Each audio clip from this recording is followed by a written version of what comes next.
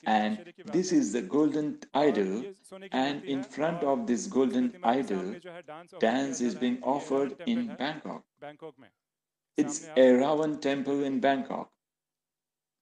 You can see the picture in front of you, and this is the golden idol in the temple. Even in Cambodia, Brahma's idol is being found.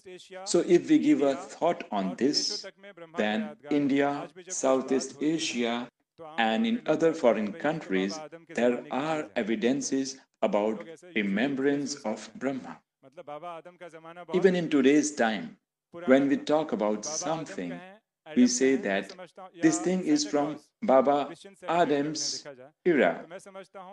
People use such phrases in India, which means that Baba Adam's era is really very old or ancient. So, whether we say Baba Adam, or Santa Claus, which is usually celebrated more by Christians, is actually one and the same.